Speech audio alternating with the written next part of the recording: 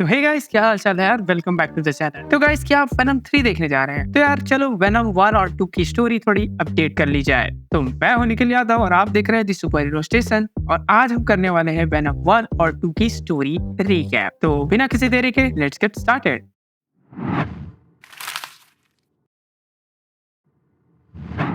तो यार वेनम 1 की स्टोरी शुरू होती है लाइफ फाउंडेशन की एक स्पेसशिप के सीन। तो ये स्पेसशिप निकली होती है अर्थ जैसे और अदर हैबिटेबल प्लैनेट्स की खोज में। और यार इसी दौरान इन्हें एक कॉमेट पे जिंदा सिम्बियोट्स मिलते हैं। तो लाइफ फाउंडेशन के साइंटिस्ट उस कॉमेट से जिंदा सिम्बियोट्स के 4 सैंपल्स लेके अर्थ वापस आ रहे थे। बट यार लैंडिंग के दौरान इनकी शिप मलेशिया में क्रैश हो जाती है। लेटर इन्वेस्टिगेशन में पता चलता है कि उन 4 सिम्बियोट्स में से एक सिम्बियोट गायब है। बाकी 3 सिम्बियोट को उनके टीम के द्वारा रिकवर कर लिया जाता है। लेटर इन्वेस्टिगेशन में साफ होता है कि 4 में से 3 सिम्बियोट्स रिकवर हो चुके थे, लेकिन एक सिम्बियोट बाहर भागने में कामयाब रहता है। और उन 3 सैंपल्स को वापस लाया जाता है सैन फ्रांसिस्को कैलिफोर्निया में, जहां लाइफ फाउंडेशन का हेडक्वार्टर होता है। लाइफ फाउंडेशन के साइंटिस्ट जुट गए उन सिम्बियोट्स पे रिसर्च करने के लिए, जिसमें उनको पता चला कि अर्थ पे उन सिम्बियोट को सर्वाइव करने के लिए एक होस्ट की जरूरत होती है। तो यार लाइफ फाउंडेशन के सीईओ के कहने पर साइंटिस्ट उन सिम्बियोट्स के ट्रायल असली इंसानों पे भी करना चालू कर देते हैं। सिम्बियोट्स के द्वारा होस्ट को रिजेक्ट करने के कारण हर सब्जेक्ट की जान चली जाती थी।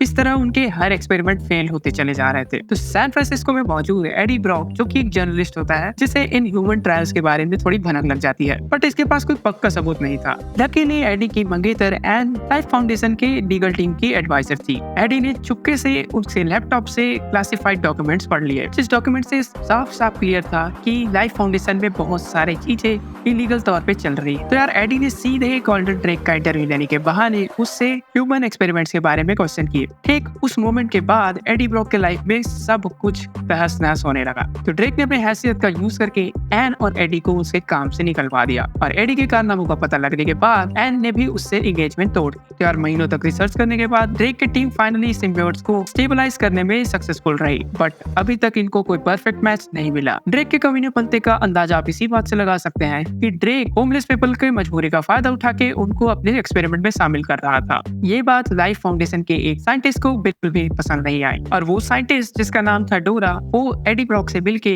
ये सच्चाई को सबके सामने लाना चाहती थी। और एडी के बाद वैसे भी उस क्वेश्चन के बाद करने को कुछ था नहीं, और एडी ने भी इस बात के लिए हाँ कर दी। डोरा के एक्सेस के चलते एडी सीधे लाइफ फाउंडेशन के लैब में घुस गया और वहाँ मौजूद जितने भी चीज है सारे चीजों का वो वीडियो बनाने लगा। कुछ देर बाद वही लैब पे एडी की नजर उसकी पुरानी खबरी पे पड़ी, जिसका नाम होता है मारिया। अगेन होमलेस होने के कारण मारिया भी ड्रेक के एक्सपेरिमेंट में शामिल हो गई, और मारिया को छुड़ाने के चक्कर में उसके अंदर मौजूद सिम्बियोट एडी के अंदर आ जाता है। उसके बाद फौरन मारिया उस जगह पे अपना दम तोड़ देती है, और इतना हल्ला मचने के बाद ड्रेक की सिक्योरिटी टीम सीधे पीछे पड़ जाती है एडी ब्रॉक की। और सिम्बियोट से फ्यूज होने के बाद एडी के अंदर बहुत सारी सुपर पावर्स आ जाती है, जिससे वो उन सबसे बच के निकल जाता है। सिम्बियोट से फ्यूज होने के बाद एडी की हालत बद से बदतर चली जा रही। फिर एडी ने एन से मदद मांगी, जिसका करंट बॉयफ्रेंड एक डॉक्टर था। एडी की एमआरआई करने के बाद डॉक्टर डैन को 2 चीजें पता चली। पहला कि एडी की बॉडी में एक पैरासाइट घुस आया है, और दूसरा ये एडी को हाई पिच साउंड से अब नफरत होने लगी थी, जिससे वो एकदम अनकंट्रोलेबल हो जाता था। और डोरा के करतूतों के पता चलने के बाद ड्रेक ने उसे सिम्बियोट का चारा बना दिया, जिसके बाद डोरा और वो सिम्बियोट दोनों के दोनों मार गए। और फिर क्या था, ड्रेक ने ऑर्डर दिया अपने सिक्योरिटी टीम को कि वो जल्द से जल्द एडी के अंदर सिम्बियोट जो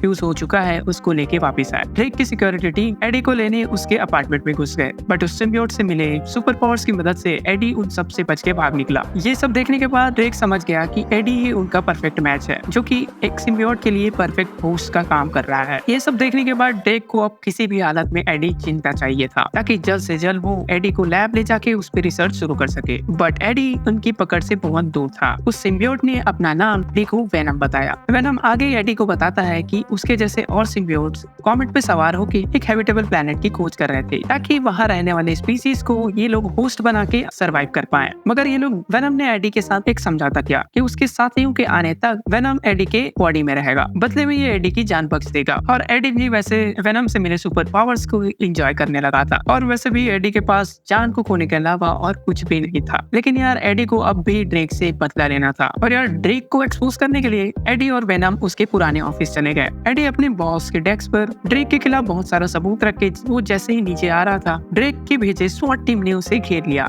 इसी दौरान डैन ने एन को फोन करके बताया कि वो पैरासाइट एडी को धीरे धीरे खा रहा है। एडी को जितनी जल्दी हो सके हॉस्पिटल पहुंचने की जरूरत थी और एडी को ढूंढते हुए एन भी उस ऑफिस से पहुंच गई जहां एडी वेनम का रूप लिए स्वॉट टीम को खाए जा रहा था। और ये देख के यार एन की गंदी फट गई, लेकिन एन किसी तरह एडी का सामना करके उसे हॉस्पिटल ले गई क्योंकि वेनम एडी का माइंड पढ़ता था, तो इसलिए वेनम को भी एन बहुत पसंद थी और वो उसको चोट नहीं पहुंचाता था। हॉस्पिटल पहुंचते ही डॉक्टर डैन एडी को बताते हैं कि वो पैरासाइट एडी के इंटरनल ऑर्गन्स को डैमेज कर रहा था। और फिर क्या था, डैन के मुंह से पैरासाइट वर्ड सुनते ही वेनम ने डॉक्टर डैन पे अटैक कर दिया। और वेनम की दो सबसे बड़ी कमजोरियां थी, पहली high pitch sound, second fire. Venom और डॉक्टर डैन के हाथापाई के दौरान एन ने फौरन एमआरआई मशीन चालू करके वेनम को एडी की बॉडी से अलग कर दिया और वेनम का सिम्बियोट फौरन हॉस्पिटल के वेंट से होते हुए एक डॉग के अंदर चला जाता है। और वेनम के अलग होते ही एडी बन जाता है एक नॉर्मल इंसान जिसे ड्रेक के आदमी पकड़ लेते हैं। और दूसरी तरफ वो चौथा सिम्बियोट जो कि शिप से आजाद हो गया था, मलेशिया से अपने होस्ट चेंज करते करते वो सैन फ्रांसिस्को पहुंच जाता है और ड्रेक की बॉडी में फ्यूज हो जाता है। और इस चौथे सिम्बियोट का नाम होता है रायट। और रायट सारे सिम्बियोट्स में से सबसे ज्यादा खतरनाक होता है। ड्रेक और रायट के बीच एक समझौता होता है कि वो लाइफ फाउंडेशन की टेक्नोलॉजी की मदद से उस कॉमेट को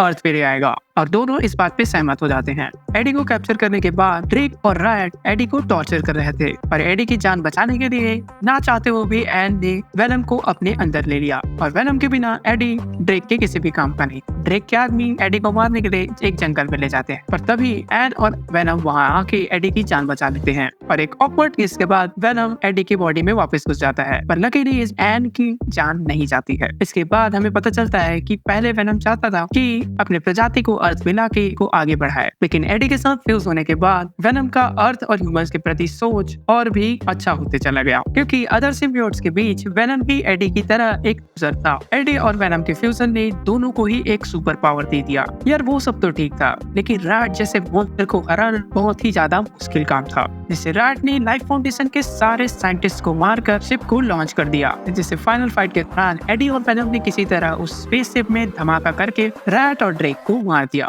क्योंकि यार फायर सिम्बियोट की दूसरी सबसे बड़ी कमजोरी है। और उस धमाके की चपेट में वेनम भी आ जाता है, लेकिन हमें देख के लग रहा था कि वेनम भी मारा जाता है, लेकिन हमें लेटर पता चलता है कि वेनम इसी तरीके से इस ब्लास्ट को सरवाइव कर लेता है। ड्रेक की सच्चाई सबके सामने आते ही एडी को भी उसका जॉब वापस मिल जाता है और यहाँ हो जाती है मूवी एंड। अरे रुको, इस मूवी में एक पोस्ट क्रेडिट सीन था जिसमें एडी पहुंच जाता है एक सीरियल किलर का इंटरव्यू लेने के लिए जिसका नाम होता है कैसिडी। जिस इंटरव्यू के दौरान कैसिडी एडी ब्रॉक से कहता है कि वो जेल से निकलते ही कार्नेज मचा देगा। और यहाँ हमें पता चलता है वेनम की नेक्स्ट मूवी का टाइटल जो कि होता है Venom let there be carnage. एक फ्लैशबैक सीन में हमें पता चलता है कि कैसिडी अपने गर्लफ्रेंड के साथ एक अनाथ आश्रम में रह रहा होता है और यहाँ रहने वाले सारे बच्चों का कोई ना कोई डार्क पास्ट था। और बैरिसन के पास होती है साउंड मैनिपुलेशन की ताकत। बैरिसन के पावर्स पे रिसर्च करने साइंटिस्ट उसे कैसिडी से अलग करके जबरदस्ती रेवेनक्रॉफ्ट ले जाते हैं। रास्ते में बैरिसन ने पुलिस वालों पे हमला करके वो वैन पलट देती है। इस बीच एक पुलिस वाले ने बैरिसन पे गोली चला दी, जिससे गोली लगने के बाद बैरिसन इतनी तेज चीखती है कि पुलिस वाले का कान फट जाता है और उस पुलिस वाले को लग रहा था कि उसने बैरिसन को मार दिया है, मगर ना, बैरिसन बच जाती है। और उसके बाद बैरिसन को साइंटिस्ट एक स्पेशल प्रिजन में कैद करके रखते हैं जहाँ से ना तो कोई आवाज बाहर आ सकती है ना ही अंदर जा सकती है। इस बीच पुलिस स्टेशन में पुलिस वाले मिलते हैं एडी ब्रॉक से, जो कि बताते हैं कि कैसिडी केवल एडी ब्रॉक को ही अपना इंटरव्यू देना चाहता है। और उस पुलिस वाले के मनाने के बाद एडी फिर से एक बार कैसिडी से इंटरव्यू लेने के लिए चला जाता है। और आखिरी बार ये लोग 1 साल पहले मिले थे, जिसे हमने देखा था वेनम 1 के पोस्ट क्रेडिट सीन में। और कैसिडी के सेल के दीवार पे बने ड्राइंग्स को देख के वेनम के दिमाग की बत्ती जल जाती है। और इस तरह वेनम और एडी ने कैसिडी के विक्टिम्स की बॉडी ढूंढ निकाले और कैसिडी के विक्टिम के सारे डेड बॉडी मिलने के बाद एडी जर्नलिस्ट के बीच एक बहुत बड़ा नाम बन गया। और ये देख के कैसिडी बहुत ही ज्यादा गुस्सा था। और तभी एन ने बुरी खबर एडी को दी कि वो और डैन जल्दी ही शादी करने वाले हैं। और इधर बॉडीज रिकवर होते ही अदालत फौरन कैसिडी को मौत की सजा सुना दी। मरने से पहले कैसिडी आखिरी बार एडी से मिलना चाहता था और एडी को अपने सामने देख कैसिडी उसके बारे में अनाप शनाप बकने लगा। और ये देखकर वेनम गुस्से से आग बबूला हो जाता है और उसने कैसिडी पे हमला कर दिया। और यही मौका देख के कैसिडी वेनम के हाथ पे काट लेता है, जिससे वेनम सिम्बियोट का कुछ हिस्सा कैसिडी के बॉडी के अंदर चला जाता है। और अब एडी वेनम की मनमानी से तंग आ चुका था और इधर वेनम भी अब मुर्गियां खा खा के पक चुका था और इसे अब ह्यूमंस के सर खाने थे। और इन दोनों का झगड़ा एक टाइम पे इतना बढ़ जाता है कि ये दोनों आपस में अलग हो जाते हैं और अपने अलग अलग रास्ते निकल पड़ते हैं। और इधर कैसिडी के एग्जीक्यूशन के दिन उस रेड सिम्बियोट ने उसकी जान बचा ली और साथ मिलकर ये लोग बन जाते हैं कार्नेज। और इधर कैसिडी और कार्नेज के बीच एक डील होती है कि कार्नेज कैसिडी के गर्लफ्रेंड बैरन को छुड़ाने में इसकी मदद करेगा। इसके बाद ये दोनों साथ मिलके एडी और वेनम को निपटाने का काम करेंगे।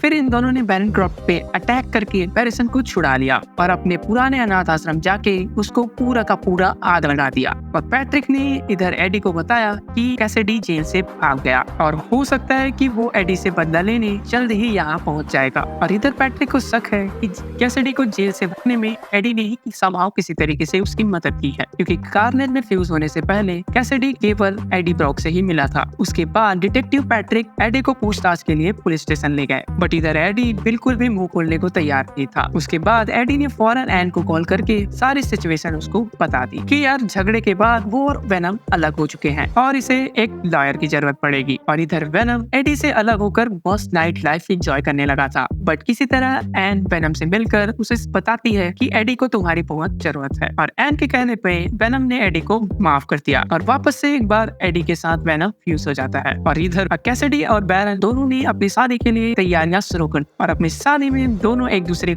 दूसरे के दुश्मन गिफ्ट करने वाले थे। बैरिसन को खुश करने कैसिडी ने पैट्रिक को किडनैप कर लिया और बैरिसन एडी को उठाने चली गई। बैरिसन को एडी तो नहीं मिलता है, मगर बैरिसन ने एन को उठा लिया। सत्यानाश। और डैन के हाथों एडी के लिए एक मैसेज छोड़ा जिसमें लिखा था कि अगर उसे एन चाहिए तो इस पते पे जाके मिलो। इधर इस सिचुएशन का पता चलते ही एडी और वेनम फौरन कैथेड्रल चले जाते हैं जहाँ कैसिडी और बैरन की शादी होने वाली थी। और इस कैथेड्रल में बैरन ने पैट्रिक फांसी पे लटका के अपना बदला पूरा किया और दूसरी तरफ कार्नेज ने भी वेनम की खूब पिटाई करी। और इस तरीके से एडी को और चोट पहुंचाने के लिए कार्नेज ने एन को मारने के लिए पकड़ लिया। और ये देख के बैरिसन भी समझ जाती है कि ये थोड़ा यार कुछ ज्यादा ही हो गया। कार्नेज के सर्वाइवल के लिए वेनम का मरना जरूरी था, क्योंकि यार टेक्निकली कार्नेज वेनम का बेटा है और अपेरेंटली इन दोनों में से कोई एक ही जिंदा बच के यहाँ से जाने वाला था। और वेनम ने एन को बचा के डैन के हवाले कर दिया और धीरे धीरे कैसिडी कार्नेज पर से कंट्रोल खो रहा था। और ये देखकर बैरिसन ने जोर से चीख लगाई और इस सुपरसोनिक स्क्रीम के चलते कार्नेज और वेनम दोनों ही अपने होश से अलग हो गए। और बैरिसन के चीख ने पूरा का पूरा कैथेड्रल ही हिला के रख दिया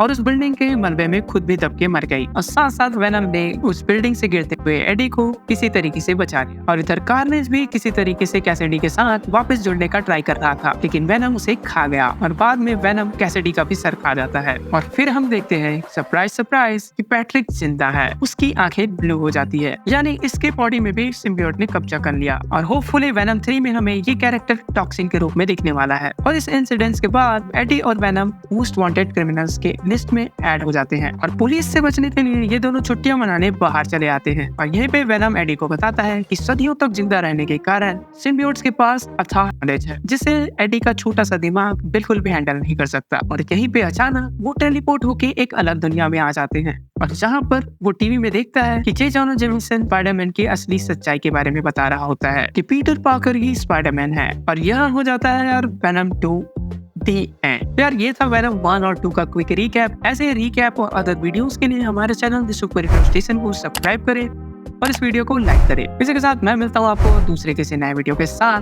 तब तक के लिए बाय बाय।